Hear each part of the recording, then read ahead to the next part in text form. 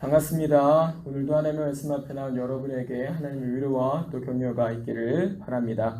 모쪼록 하나님께서 한 해 동안 여러분에게 영육의 강건함을 허락하셔서 2020년 한 해 함께 있는 이 자리를 잘 지켜갈 수 있고 또 꾸준할 수 있고 또 그 가운데 강건해지시기를 기원합니다. 오늘 우리가 함께 살펴갈 본문은 마태복음 8장입니다. 마태복음 이 8장에서는 주님께서 베풀어 주시는 기적이 굉장히 많이 나타나고 있습니다. 그런데 우리가 본 장을 조금 더 잘 이해하기 위해서는 이 장이 마태복음 7장 곧 산상수훈이라고 하는 그 말씀의 끝에서 바로 나오고 있다라고 하는 것을 기억을 해야 됩니다. 그러니까 주님께서 하나님 나라의 도리가 무엇인지, 하나님 나라가 어떠한 것인지를 가르쳐 주시는 그 산상수훈의 말씀이 끝이 나면서 그 말씀의 그 교훈의 연장선 상에서 오늘 이 말씀이 기록되고 있다라고 하는 걸 기억을 해야 된다 이겁니다. 그러니까 마태라고 하는 이 사람은 산상수훈이라고 하는 것들을 기록하고 난 이후에 우리 주님의 기적을 이렇게 기록을 하는데, 이렇게 기록을 하면서 주님께서 베풀어 주시는 기적이라고 하는 것이 단지 우리 몸에 나음을 입는 것이나 아니면 현재의 문제가 해결받는 것에 목적이 있지 아니하고 하나님 나라에 들어갈 수 없는 자가 하나님 나라에 어떻게 들어가게 되는지를 보여주고 싶은 겁니다. 그러니까 우리가 이 마태복음 8장을 더 잘 이해하기 위해서는 단지 나음을 입었고 질병이 이제 해소가 되고 현재의 문제가 해소가 되고 그런 것에서의 보이는 감사만을 볼 것이 아니고 하나님 나라에 대하여 어떤 자들이 어떻게 들어가게 되느냐, 주께서는 그 기적을 왜 우리에게 보이셨느냐라고 하는 것들을 주목해서 봐야 한다라고 하는 겁니다. 그러니까 단순히 예수 그리스도께서 베풀어 주시는 이 기적이라고 하는 것들을 기록하고 나열하기 바쁜 것이 아니라 영적인 나병 환자, 영적인 중풍병자, 영적으로 병들어 있는 자, 영적으로 이방인과 같은 자들이 주께서 하나님 나라에 합당한 백성으로 어떻게 바꾸어 주시느냐, 주께서 어떠한 기적을 그들에게 베풀어 주시느냐라고 하는 것들을 우리가 잘 봐야 한다 이겁니다. 다시 말해서 주께서는 하나님 나라에 관한 교훈을 주시고 난 다음에 이제 본격적으로 그 나라에 어떤 사람들이 어떻게 들어오게 되는지를 잘 보여주고 있는 장이 바로 이 마태복음 8장이라 이겁니다. 8장. 그래서 오늘 우리는 이 기적을 보면서 우리가 함께 읽은 이 본문 안에 나타난 나병 환자가 깨끗하게 되었다라고 하는 그 사실보다 조금 더 주목해야 될 것이 있으니 그 안에서 나타나고 있는 믿음의 문제다라고 하는 겁니다. 나병 환자가 보이는 믿음. 먼저 오늘 우리가 함께 읽은 본문을 보시면 나병 환자가 보이는 믿음이 분명하게 나타나 있습니다. 그런데 이 이후에 이어지고 있고 또 기록되어져 있는 이 마태복음 8장 전체의 내용을 보면 사실은 믿음과 관련해서 다뤄지고 있는 걸 우리가 확인할 수 있습니다. 이 나병 환자가 보이는 믿음 이후에 어떤 내용이 있냐면 백부장이라고 하는 사람이 보이는 믿음이 있고, 또 베드로의 어머니를 이렇게 주님께서 고쳐주실 때에 거기에 반응하는 사람들의 믿음이 있고, 또 한 서기관의 믿음이 나오고, 또 제자이면서도 불구하고 자기의 아버지를 장사하기를 원하였던 한 제자의 믿음이 나오고, 또 주님이 바다를 잔잔하게 하실 때에 나타났던 제자들의 믿음, 그러니까 사도들의 믿음이 나타나고 있고, 또 귀신 들린 두 사람을 고치면서 나타나게 되는 거기에 반응을 보이는 사람들의 믿음이 기록되어지고 있다 이겁니다. 그러니까 이 안에는 믿음이 다뤄지고 있는 겁니다. 단순히 우리 주님의 기적만을 나열하는 것이 아니라 하나님 나라에 합당한 사람들의 믿음이 이 안에 나타나고 있다 이겁니다. 자, 여기서 믿음은 굉장히 다양한 모습으로 나타나고 있습니다. 백부장의 믿음이 다르고 나병 환자의 믿음이 다르고 그 앞에서 반응하여 보이는 사람들의 믿음이 저마다 다릅니다. 그런데 이 모든 것들을 공통적으로 하나 묶을 수가 있는 내용이 있으니 그게 뭐냐면 그 믿음이 진짜냐 가짜냐 이겁니다. 다양한 형편에 있는 사람들의 모습입니다. 그리고 다양한 믿음이 그 안에 나타나고 있습니다. 주님의 기적을 보면서 나타나는 믿음의 형태들이 있는데, 그런데 서로 달라 보이는 이 믿음이지만 결국엔 그 믿음이 진짜냐 가짜냐라고 하는 그 질문 하나에 모두가 동일하게 묶여있다 이겁니다. 진짜냐 가짜냐. 그래서 마태복음 8장에서 우리가 주목해서 봐야 될 게 믿음이 진짜냐 아니면 가짜냐라고 하는 그 부분을 우리가 확인해야 된다 이겁니다. 그래서 사실상 성경은 우리에게 믿음을 논할 때 그 믿음이 진짜냐 가짜냐를 논하고 싶은 것이지 그 믿음의 다른 부분들을 말하고 싶지 않은 겁니다. 왜요? 하나님 나라에 어떤 믿음이 들어가는 거기 때문에 그렇습니까? 하나님 나라가 허락된 믿음이 어떤 믿음입니까? 진짜예요, 진짜. 가짜는 거기에 해당이 되지 않는 겁니다. 오직 진짜라고 할 수 있는 그 하나의 믿음만 하나님 나라에 허락된단 말입니다. 그래서 성경은 우리에게 요구하는 겁니다. 너의 믿음이 진짜냐, 가짜냐 이걸 확인해 보라라고 하는 것이죠. 그래서 오늘 우리는 이 부분을, 이 말씀을 가지고 조금 더 주의 깊게 생각을 해보고자 하는 겁니다. 자, 오늘 이제 말씀 읽기를 보면 아시겠습니다만 내용은 너무 단순합니다. 예수님께서 한 나병 환자를 고쳐주시는 내용이 오늘 이 본문에 나타나고 있습니다. 그런데 첫 시작을 보니까 뭐라고 하고 있냐면 산에서 내려오시니 수많은 무리가 따른다라고 이렇게 말씀합니다. 이 내용이 지금 어떤 내용이냐면 그 앞에서 예수님께서 하나님 나라의 비밀을 가르쳐 주시고 그러니까 산산수훈이라고 하는 그 말씀으로 자기네 백성들에게 말씀을 주시고 난 이후에 많은 사람들이 그 말씀의 탁월함에 반하여서 주님을 따르기 시작한 겁니다. 당시에 말씀에 이제 가르치는 담당을 했던 사람들이 누구냐면 바리새인이라고 하는 부류의 사람이고 또 다른 한 사람들은 서기관이라고 하는 무리가 있는데 이 두 무리보다 주님이 가르쳐 주시는 그 말씀의 깊이와 그 능력이 너무 탁월한 겁니다. 그래서 사람들이 그 말씀을 듣고 관심을 보이고 그를 따르기를 마음을 먹습니다. 어찌 보면 오랜 시간 동안 이 메시아를 기다려왔던 유대인들의 입장에서 이렇게 하나님의 말씀을 능력 있게 전하는 주님을 보고서 내가 저를 믿고 따라야겠다, 내가 저의 제자로 살아야겠다라고 하면서 이렇게 수많은 사람들이 따르기 시작한 건 너무 자연스럽고 당연한 일일지도 모릅니다.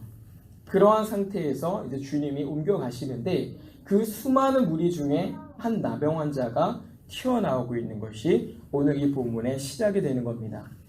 자, 오늘 이 본문을 보시면 또 아시겠습니다만 주님은 단지 이 나병 환자의 몸을 고쳐주는 것에만 어떤 치유의 목적을 두지 않았다라고 하는 거 우리가 확인할 수 있습니다. 그러니까 단지 이 사람의 몸을 낫게 하는 데만 주님이 마음을 쓰지 않았다라고 하는 거예요. 그걸 어디서 확인할 수 있냐면 주님께서 이 나병 환자를 고치시고 난 다음에 그에게 하신 말씀을 통해서 우리가 볼 수 있습니다. 뭐라고 말씀하십니까? 너는 가서 너의 깨끗해진 그 몸을 누구에게 보이라? 제사장에게 보이라. 제사장에 보이라. 이렇게 말씀을 하세요.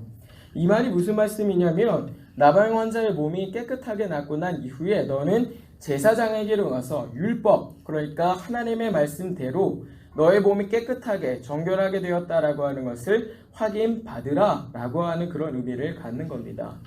그러니까 이런 내용이 지금 우리에게 뭘 가르쳐 주냐면 단지 몸이 나은 것에만 의미를 두는 것이 아니라 어떤 종교적인 부분에 대하여, 그러니까 어떤 영적인 부분에 대하여 네가 나음을 얻었다라고 하는 것을 보여라, 확인받아라 라고 하는 그 의미가 사실은 더 큰 겁니다. 보세요. 너가 이제 몸이 나았다라고 했을 때 그런 것이 없으면 그냥 가라 하실 겁니다. 수많은 사람들이 주님의 어떤 능력을 체험하고 몸이 낫고 일어나고 그런 변화들을 보면서 제사장에 특별히 가서 자기 몸을 보이지 않았어요. 그런데 이 나병 환자에 대해서는 주님이 뭐라고 말씀하시는 겁니까? 가서 네 몸을 보여라. 그런데 율법대로, 모세의 그 말씀대로, 그 기록대로 해라 라고 말씀하신단 말이에요. 이 말이 지금 무슨 말이냐면 단지 몸의 나음이 중요한 게 아니고 그가 하나님의 말씀에 합당한 사람으로 바뀌었다라고 하는 걸 확인받아라, 이렇게 가르쳐 주는 겁니다. 그러니까 주님은 이 나병 환자가 단지 몸이 나았다라고 하는 걸 보이는 것만이 아니라 하나님의 말씀에 준하여 그가 완전히 깨끗하게 되었다라고 하는 걸 확인받도록 하는 겁니다. 마치 구약의 이스라엘 백성이 자기들의 죄로 인해서 회개를 하고 그 죄가 정결하게 되고 난 다음에 제사장에게로 가서 그 죄가 깨끗해졌다는 걸 확인을 받고 하나님 앞에서 그리고 그 이스라엘 회중 앞에서 선언을 받는 것과 이 사람은 이제 더 이상 부정하지 않습니다. 이 사람은 더 이상 죄인이 아닙니다. 이 사람은 우리 무리 중에 한 사람입니다. 거룩한 사람입니다. 라고 하는 걸 확인받는 것처럼 오늘 이 나병 환자에게 그렇게 제사장에게 가서 네가 나았다라고 하는 걸 확인받아라 이렇게 말씀하고 있는 겁니다. 여러분 잘 알고 계시겠습니다만 이 나병 환자라고 하는 사람은 굉장히 아픔을 갖는 사람입니다. 왜냐하면 이스라엘 백성 중에서 끊어진 사람이기 때문에 그렇습니다. 이스라엘 무리와 구별되어서 따로 떨어져서 살아야 하는 사람이었는데 왜냐하면 하나님께서 그들을 그 병에 대해서 또 그 병을 가진 자들에 대해서 말씀하실 때 부정하다라고 규정하셨기 때문에 그렇습니다. 그래서 사실 이 나병 환자가 그 무리 속에 들어있을 수가 없었던 거예요. 이 나병 환자는. 왜요? 배척당해서 다른 곳에서 있어야 했던 사람인 겁니다. 왜? 그들이 오면 부정하여지기 때문이죠. 민수기 5장과 또 레위기 13장을 통해서 살펴보게 되면 이 나병이라고 하는 게 단지 이 몸에 가지고 있는 어떤 전염성이나 아니면 불결함 때문에 배척을 당한 게 아니라는 걸 확인할 수 있습니다. 몸이 그렇게 이제 지저분하고 또 이렇게 질병을 옮길 수 있는 건 맞지만 그것보다도 더 중요하게 봤던 것이 그들이 영적으로 부패했다라고 하는 인식이 이스라엘 백성들에게 있었던 거예요. 그래서 그들을 멀리하고 그들이 정결하게 될 때까지 그들을 가까이 하지 않는 일들을 이스라엘 백성이 해왔던 겁니다. 특별히 이건 자기들이 그렇게 하고 싶어서 한 게 아니라 주님께서 하나님께서 그들에게 말씀을 주실 때에 너희는 나병에 대하여 이 나병 환자에 대하여 대할 때 이렇게 해라 라고 하는 걸 따른 결과였어요. 그러니까 이 사람을 미워하거나 정죄하고 싶어서 그들을 멀리했던 게 아니라 주님이 부정하다라고 말씀하시니까 단지 몸이 더러워서가 아니고 영적으로 그가 부패했다, 부정하다라고 말씀하시니까 그들을 멀리하려고 그들을 따로 떨어져서 산 겁니다. 실제로 주님이 우리 하나님께서 그들의 삶에 대해서 말씀하실 때 뭐라고 하시냐면 너는 혼자 살거나 아니면 따로 무리를 지어 살아야 한다라고 이 나병 환자에게 그런 말씀을 주세요. 언제까지? 그들이 나음을 입을 때까지.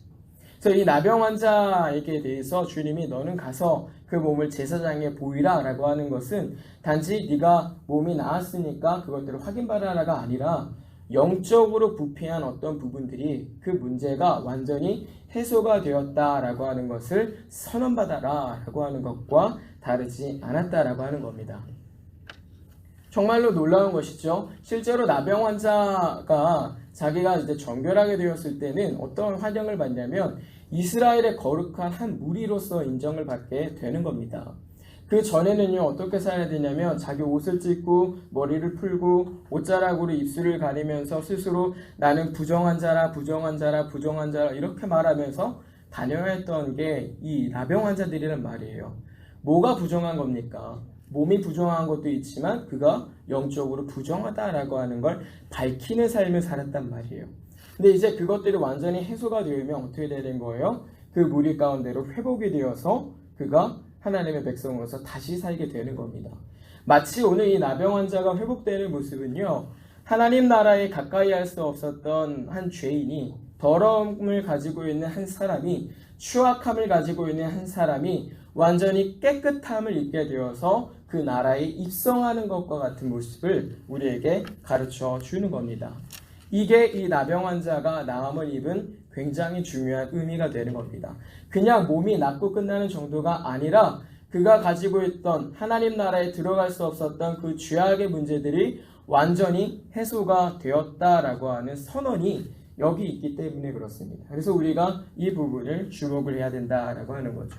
그래서 이 나병 환자를 통해서 우리가 하나 교훈받을 수 있는 것은 하나님 나라에 가는 사람들은 하나님 나라가 허락된 사람들은 이 몸이 깨끗한 사람일 뿐만 아니라 그의 영이 깨끗해야 한다. 그의 영이 나음을 입어야 한다라고 교훈을 받는 겁니다.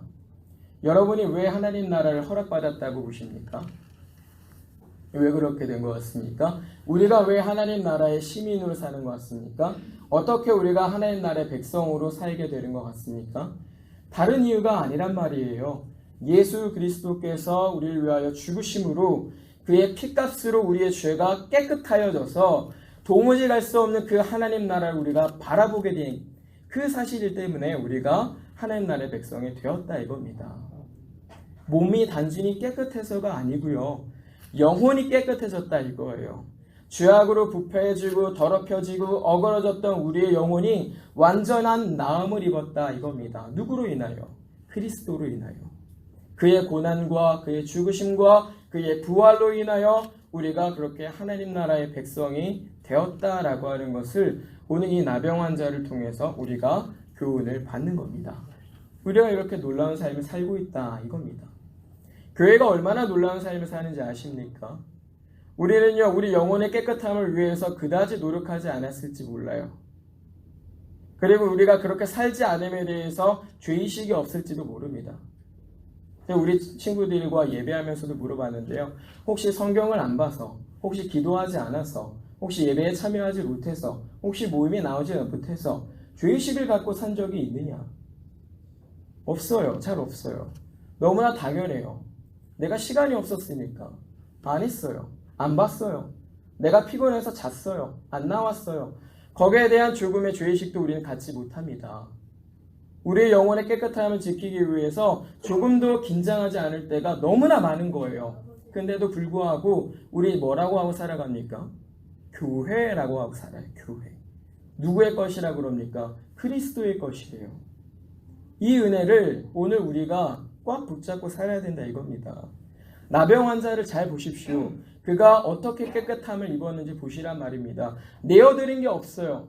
주님께서 나으라 하시니 나았어요. 이 은혜가 우리에게 있다라고 하는 것을 교회가 결코 잊어버려서는 안 된다 이겁니다.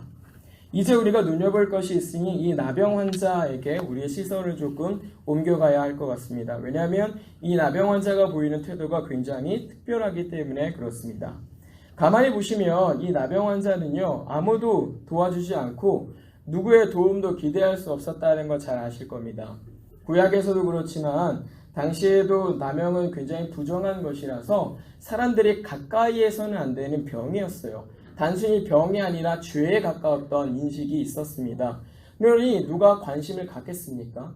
나병이라고 하면 쳐다도 보지 않았을 것이에요. 나병이라고 하면 가능한 멀리 떨어지고 싶었을 겁니다. 누구도 그에게 관심을 주지 않고 누구도 그를 도울 생각을 하지 않는 거예요. 심지어 오늘 마태도 보니까 이 사람이 어떤 사람인지 모르는 것 같습니다. 그래서 한 나병 환자가 라고 이름하고 있는 걸 우리가 볼 수 있습니다. 그러니 아무도 모르는 그 누군가가 갑자기 그 앞에서 튀어나왔다 이거예요. 근데 주목할 게 있어요. 누가 이에게 관심을 두고 계십니까? 주님. 예수님께서는. 많은 사람들이 이를 몰라라 하고 많은 사람들이 이를 외면하고 있을 때에 우리 주님만큼은 그에게 관심을 두고 계셨습니다. 그가 나왔을 때 주님이 그를 밀어내지 않으십니다. 주여 원하시면 나를 낫게 하실 수 있습니다. 원하시기만 하면 됩니다. 라고 말하는 그를 주님은 밀어내지 않습니다. 너는 누구냐? 라고 묻지도 않습니다. 너는 내게 무엇을 해줄 것이냐? 라고 말씀하지도 않습니다. 그죠? 그래, 내가 원하노니 나음을 입어라. 아무도 그에 대해서 관심을 주지 않고 아무도 그를 알아주지 않음에도 불구하고 주님만이, 오직 그분만이 그에게 긍휼을 베풀어 주시더라 이겁니다. 그의 시선을 우리가 잘 봐야 한다 이겁니다. 우리의 인생이 그렇습니다. 여러분, 우리는 때때로 누가 나를 알아주지 않으면요 굉장히 불쾌하고 또 자존심을 많이 상해하고 기분 나빠하고 그럴 때가 많이 있는데요. 그럴 필요가 없는 겁니다. 누가 알아주시니까? 주님은 알아주시니까. 주님은 알아주시니까요. 세상 누구도 몰라줘도 주님은 알아주시니까. 그런 분을 우리가 지금 모시고 산다 이겁니다.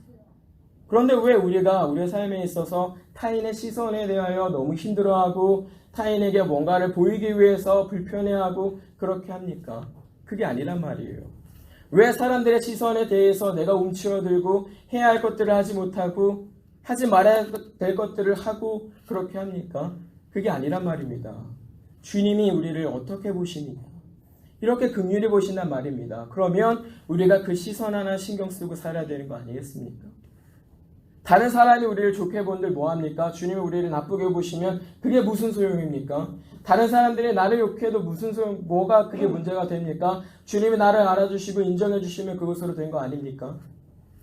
오늘 나병 환자의 모습에서 우리가 주님의 은혜를 얼마나 상실하고 사는가, 그의 따뜻한 시선을 우리가 얼마나 외면하고 사는가도 우리가 잘 봐야 한다 이겁니다. 다른 사람은 몰라도 주님은, 그분은 나를, 우리를 알아주시는 분이시다라고 하는 겁니다. 우리를 헤아려 주시는 분이시다. 우리가 그런 은혜와 그러한 긍휼을 가지고 산다라고 하는 것을 우리는 이 내용으로 배우게 되는 겁니다.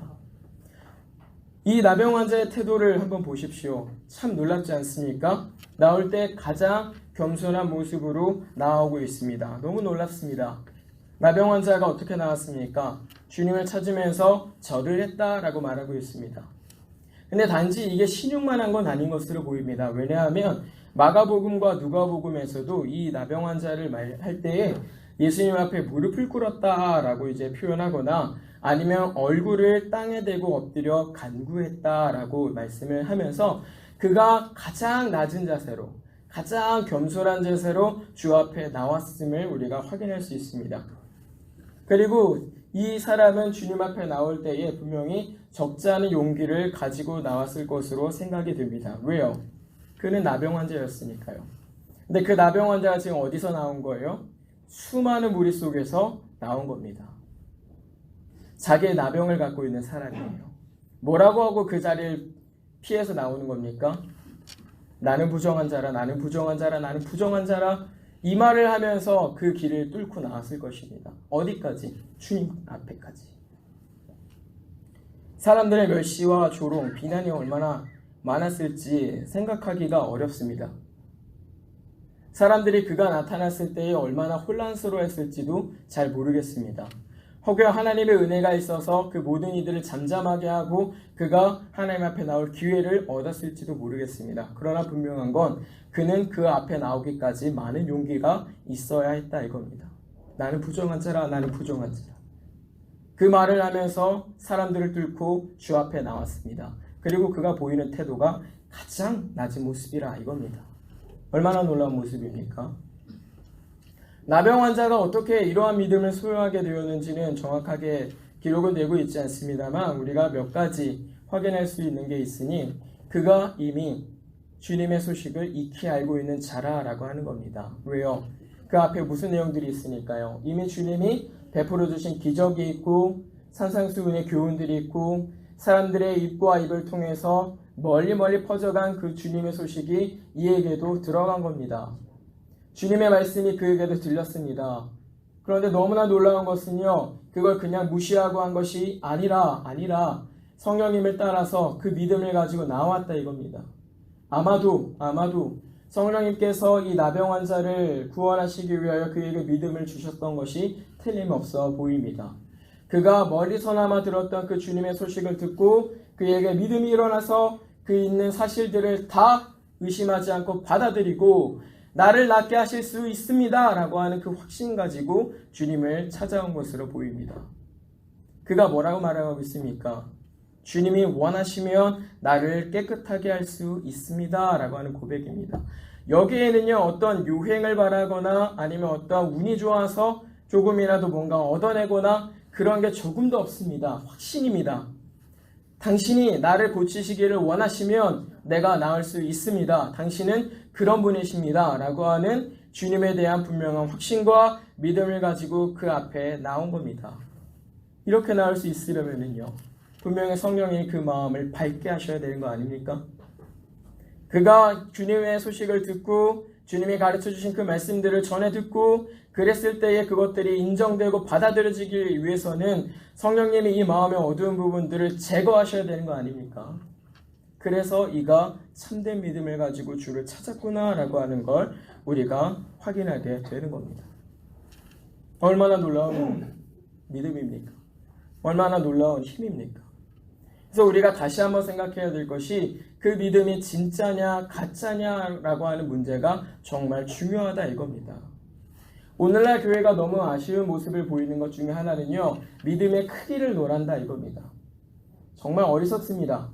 자기의 믿음이 진짜인지 가짜인지 확인하기도 이전에 내 믿음이 크냐 작으냐, 누가 더 크냐 작으냐, 이걸 가지고 지금 다투기가 쉽습니다. 교회가. 그렇지 않습니까? 내 믿음이 진짜인지, 내가 하나님 앞에 하는 이 신앙생활이 진짜인지를 고민하기 이전에 내 믿음이 큰지, 저 사람보다 내가 더 큰지, 이걸 고민하고 싸우고 있는 겁니다. 보세요. 나병 환자의 믿음이 커 보입니까? 뭐 한 게 있습니까 지금? 나와왔어요. 주님의 소식을 듣고 사람들 뚫고 나와왔습니다. 그 믿음이 크다라고 하면 할 수도 있겠지만 본질적인 건 뭐예요? 그 믿음이 진짜다라고 하는 겁니다. 진짜다. 진짜냐 아니냐라고 하는 문제가, 그 고민이 사실 우리 교회, 오늘날 우리의 교회가 반드시 생각하고 고민해야 되는 문제라 이겁니다. 믿음이 크면 뭐합니까? 그 믿음이 가짜여서 아무런 능력을 발휘할 수가 없으면 그거 아무짝에도 소용이 없는 겁니다. 그런데요, 그 믿음이 진짜이기만 하면은요, 그 믿음이 작다 한들 아무런 문제가 되지 않는 겁니다. 그 믿음이 진짜이기만 하면 그 믿음은 능력을 발휘하게 된다 이겁니다. 그래서 우리가 고민해야 되는 거예요. 내 믿음이 진짜냐 가짜냐, 내 신앙생활이 진짜냐 아니면 허구로 꾸며진 가짜냐, 이것들을 고민해야 된단 말입니다. 오늘날 교회가 사실상 능력을 많이 상실한 이유는 이 문제를 잘 보지 못하기 때문입니다. 뭔가 많이 하는 것 같아요. 뭔가 그럴듯하게 하는 것 같습니다. 뭔가 순서들도 있고 그렇게 뭔가 하는 것 같아요. 그런데 이상하게 능력이 없어요. 힘이 없어요. 왜 그렇겠습니까? 그 믿음이 진짜냐 가짜냐, 이 문제가 중요하다 이겁니다. 여러분, 사실은 믿음은 크게 문제가 아닌 겁니다. 왜요? 주님이 우리에게 가르쳐 주셨어요. 이미 겨자씨만한 믿음이 있으면 뭐라고요? 산을 옮길 힘이 있다 그러셨어요. 믿음이 커야만 되는 게 아니고요, 겨자씨만한 그 조그마한 믿음만 있어도 그 믿음 진짜면 네가 능력이 있다 라고 말씀하신 게 주님이시란 말이에요. 여러분, 믿음 있으십니까?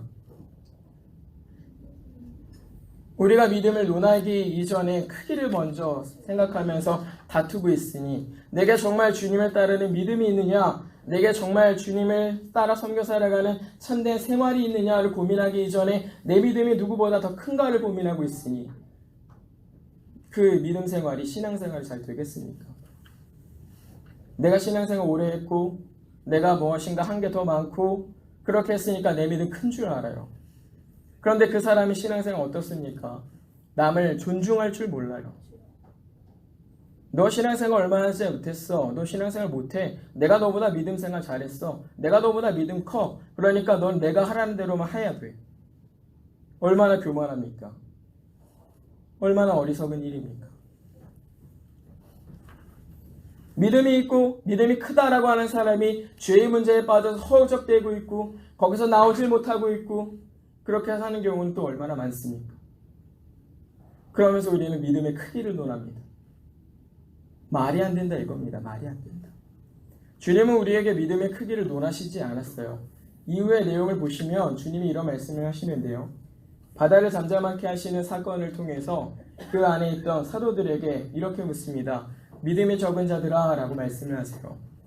이 부분만 보자면요, 참 하나님께서, 주님께서 믿음의 크기에 관심이 있어 보이는 말씀입니다. 그렇죠? 믿음의 크기를 논하시는 것처럼 보여요. 그런데 이 말씀을 동일하게 기록하고 있는 마가복음과 누가복음에서는 뭐라고 말씀하냐면 이렇게 표현을 합니다. 어떻게 이렇게 무서워하느냐? 어찌 믿음이 없느냐? 너희 믿음이 어디 있느냐? 라고 물어보세요. 이게 지금 믿음이 크고 작은 걸 묻는 겁니까? 아니면 너희가 진짜냐 가짜냐를 묻는 겁니까? 진짜냐 가짜냐를 묻는 거예요. 믿음 어디 갔느냐? 너희 왜 그렇게 믿음이 작냐? 왜 이렇게 연약하냐를 물으시는 게 아니고요. 너희에게 믿음이 어디 갔느냐라고 물으세요. 너희가 진짜 그 믿음을 가지고 있느냐를 물으신다 이겁니다. 오늘 우리가 이 질문을 잘 받아야 됩니다. 잘 생각하셔야 됩니다. 특별히 2020년 한 해를 살아가시는 동안에 이 질문은 여러분에게 끊임없이 하셔야 됩니다. 내가 믿음이 있느냐? 진짜 믿음을 가지고 내가 사느냐라고 하는 겁니다. 진짜 믿음이기만 하면은요, 충분하다 이겁니다. 충분해요. 충분해요. 오직 그 진짜 믿음만이 우리에게 살 길을 열어주는 것이고, 오직 그 진짜 믿음만이 우리에게 나음을 입게 하는 것이고, 오직 그 진짜 믿음만이 오늘 이 나병 환자가 경험하는 것처럼 놀라운 하나님의 기적을 경험하게 하는 것이고, 하나님 나라의 백성으로 살게 하는 것입니다. 이게 있어야 된단 말이에요. 진짜여야 하는 거예요. 흉내를 내어서는 안 되는 겁니다. 흉내를 내어서는 안 된다 이거예요. 여러분, 나병 환자가 흉내를 냈으면요, 과연 어떻게 됐겠습니까? 그 믿음이 흉내를 내고 만들어진 것이라면 이런 은혜를 누릴 수 있었겠습니까? 우리 잘 생각해야 됩니다. 진짜 믿음은요, 힘이 있는 거예요. 오늘 이 나병 환자의 모습을 보니까 진짜 믿음이 무엇인지 우리가 조금 알 수 있을 것 같은데요. 첫 번째는 내가 부정하다는 걸 인정하는 것입니다. 내가 죄인이었음을 분명하게 아는 것이에요. 그걸 인정하고 하나님 앞에 나가는 게 진짜 믿음의 출발입니다. 그리고 그리스도께서 나를 깨끗하게 하셨다라고 하는 걸 인정하고 믿는 거예요. 그게 진짜 믿음입니다. 내가 죄인이구나. 나같이 더러운 것이 주님을 찾으면 어떻게 될까? 그러나 주님은 나를 외면하지 않으시고 나를 깨끗하게 하시는 분이시구나. 이걸 고백하고 사는 사람들이 그리스도인이라 이겁니다. 그래서 그리스도인들은 죄에 지지 않아요. 진짜 믿음을 가진 사람들은 죄에 넘어지지 않습니다. 왜요? 이미 이길 힘을 가지고 있거든요. 누구를 의지하면서? 그리스도를 의지하면서. 가짜는요, 넘어집니다. 픽 하고 쓰러져요. 죄의 문제에서 허우적대는 이유가 뭔지 아십니까? 주님을 의지하지 않기 때문이에요. 그 죄를 깨끗하게 하시는 그분께로 내가 달려가지 않기 때문입니다. 대신 뭐 하고 있어요? 내가 숨기거나 아니면 내가 해결할 수 있을 것처럼 행동하거나, 그래서 그 죄의 문제를 더 키워버립니다. 해소되지 않습니다. 가지고 있죠. 1년이든 2년이든 10년이든 시간은 중요하지 않습니다. 결코 해소되지 않아요. 가짜 믿음은요, 그런 거예요. 그래서 항상 그 가짜는 결국에 어떻게 되는 거예요? 넘어지게 되는 겁니다. 넘어지게 돼 있어요. 이제 우리가 이 내용을 좀 마지막으로 보면서 볼 것이 있는데, 우리 주님이 얼마나 우리에게 친절하신가라고 하는 점입니다. 우리 주님이 이제 원하시기만 하면 내가 깨끗함을 입을 것 같습니다 라고 했던 사람에게 주님이 뭐라고 하세요? 그래, 너 나와라 라고 말만 하는 게 아닙니다. 그에게 직접 손을 대시죠. 누구에게? 나병 환자에게. 여러분, 근데요, 나병 환자는요, 그 몸에 닿기만 해도 부정한 사람이 되는 거예요. 그래서 결코 가까이 갈 수가 없어요. 그래서 사람들이 도망다니는 것이고, 내가 부정하다 말을 하면서 사람으로 하여금 가게끔 피하게끔 하고 내가 피하면서 사는 일을 하는 겁니다. 근데 지금 그에게 누가, 주님이 어떻게 하시는 거예요? 손을 대신 거예요. 말씀을 하시기 이전에 먼저 손을 대셨어요. 그게 뭡니까? 다른 사람들이 너를 부정하다 해도 나는 너를 부정하게 보지 않는다 이거예요. 너의 부정함이 문제가 되지 않는다 이겁니다. 그리고 나서 말씀하시죠. 내가 원하노라. 너무 놀라운 것은요, 주님의 그 선언이 있자마자 그 몸이 어떻게 되는 거예요? 나음을 입는 거예요. 나음을 입어요.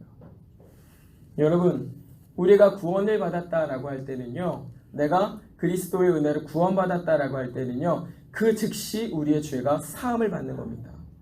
그 즉시 우리 죄가 사함을 받는 거예요.